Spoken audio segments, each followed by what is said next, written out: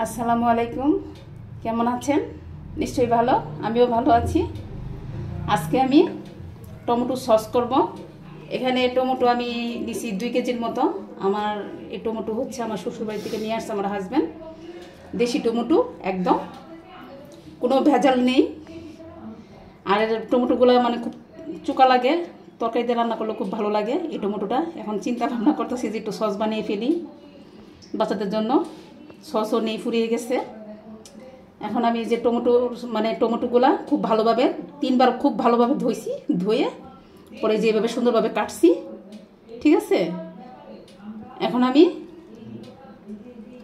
চুলায় বসিয়ে দিব। আমি চুলায় বসিয়ে দিছি, চুলাটাও জ্বালিয়ে দিলাম। এগুলো আমার সিদ্ধ হতে থাক। আমি একদম পানি দিব না, পানি ছাড়াই আমার এগুলো সিদ্ধ হবে। আপনারা বাজারে যে টমেটো সসটা কিনে খান, ওইটার মধ্যে প্রিজারভেটিভ দেওয়া, ওইটা না খাওয়াই ভালো। বাড়িতে একটু কষ্ট করে বানিয়ে নেবেন বাচ্চাদের জন্য। বাসায় বানানোটা সবচেয়ে ভালো।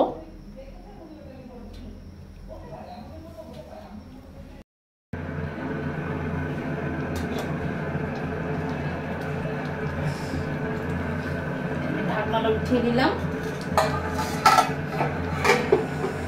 কত পানি দেখুন দর্শক, আমি যে টমেটোগুলো চুলায় বসিয়েছি, টমেটোর থেকে কত পানি বের হচ্ছে। আমি তো একদম পানি দিইনি, কত পানি। আর একটা কথা, টমেটো যখন টমেটো সস করার জন্য টমেটো যখন সিদ্ধ দিবেন, তখন কিন্তু টমেটো বেশি সিদ্ধ দিবেন না, তাহলে কিন্তু একটু ফ্যাকাশ হয়ে যাবে, সসটা তেমন ভালো হবে না। ঠিক আছে, আমার টমেটো সিদ্ধ হয়ে গেছে। এখন আমি এটা নামিয়ে নিব। টমেটোর কালারটাও কত সুন্দর দেখছেন, খুব সুন্দর একটা কালার। আমি এই টমেটোতে কোনো ফুড কালার দিব না, ঠিক আছে। আমি এইভাবে এটা তৈরি করব। কালারটা কিন্তু সব সুন্দর। আমার হয়ে গেছে টমেটো সিদ্ধ। এখন আমি নামিয়ে নিব।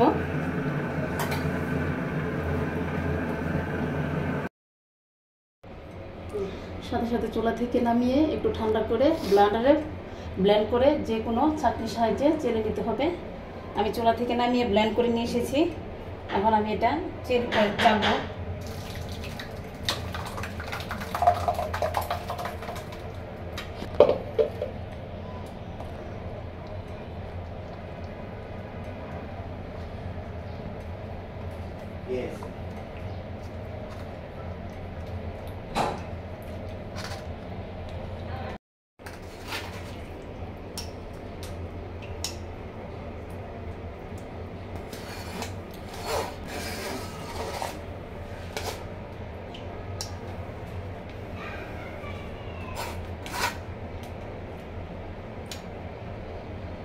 টমেটো সসের যেন কোনো প্রকার বীজ না থাকে, আমি সেভাবেই টমেটো সসটা চেলেছি, কোনো বীজ নাই।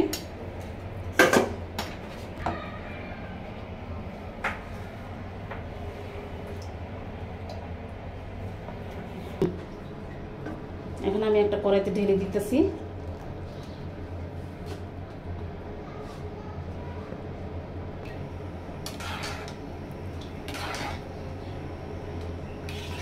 দর্শক, আমি এমনভাবে টমেটো সসটা খুব ভালোভাবে চেলে নিয়েছি, কোনো বীজ নাই।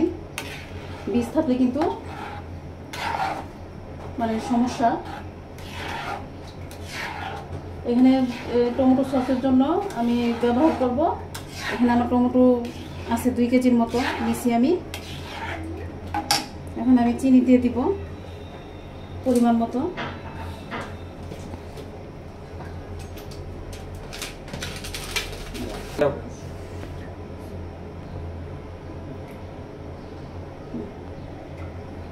আমি চিনি দিয়ে দিচ্ছি, আমার চিনি এটাই হবে।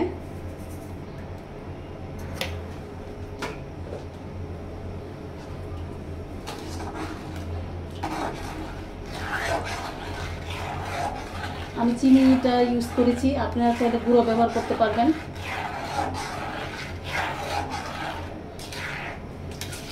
ভালোভাবে নেড়ে খুব ভালোভাবে লাগতে হবে এটা, তা না হলে নিচে মানে পুড়ে যেতে পারে, তখন কিন্তু খেতে ভালো লাগবে না।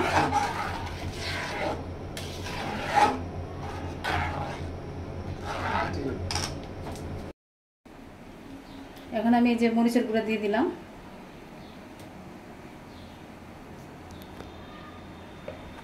আর একটু দিয়ে দিলাম।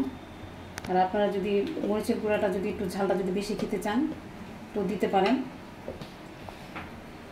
আমি আমার মতো করে দিলাম।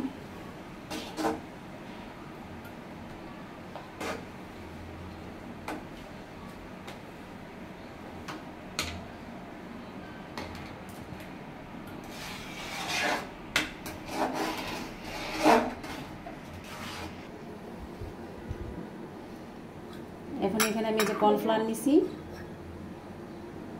এখানে আমি 3 চামচ কর্নফ্লাওয়ার নিয়েছি, আর ভিনেগারটা ঢেলে দিব কর্নফ্লাওয়ারের মধ্যে।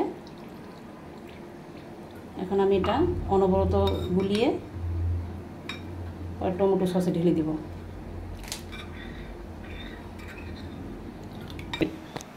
এখন আমি এই যে কর্নফ্লাওয়ারটা ভিনেগারটা একসাথে গুলিয়ে নিলাম, এখন আমি ঢেলে দিব সসে।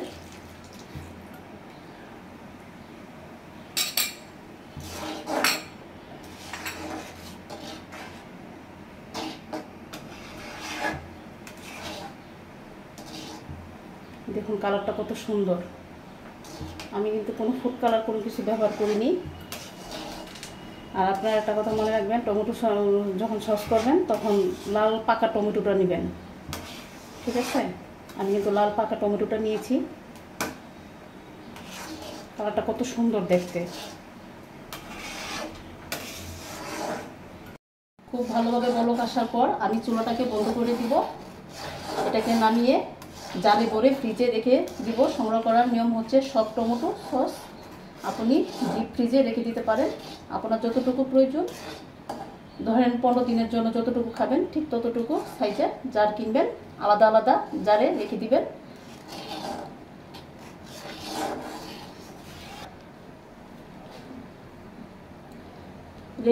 যেটা প্রয়োজন ঠিক একটা জার বের করে আপনি নর্মাল ফ্রিজে রেখে খেতে পারেন। 2 সপ্তাহ টমেটো সস নষ্ট হবে না, কারণ এখানে প্রিজারভেটিভ হিসেবে কাজ করবে আপনার চিনি, ভিনেগার। এই দুটো কিন্তু আপনার টমেটো সসটাকে নষ্ট হতে দিবে না। 1 বছর সংগ্রহ করতে পারবেন, ঠিক আছে? তো দর্শক দেখুন কতটা মানে ঘন হয়েছে, ঠিক আছে? আবার বেশি ঘন হলে কিন্তু এটা জমাট বেঁধে যাবে, খেতেও কিন্তু ভালো লাগবে না, ঠিক আছে? দেখুন আমার সসটা কত সুন্দর হয়েছে। তো এইভাবে আপনারা বানিয়ে খাবেন, বাজার থেকে কিনে না এনে বাসায় বানিয়ে খাবেন। তো আজকের মতো এখানে শেষ করলাম। আমার টমেটো সসটা কেমন হয়েছে আপনারা আমাকে লাইক, কমেন্ট এবং শেয়ার করবেন প্লিজ, এটাই আপনাদের কাছে চাওয়া।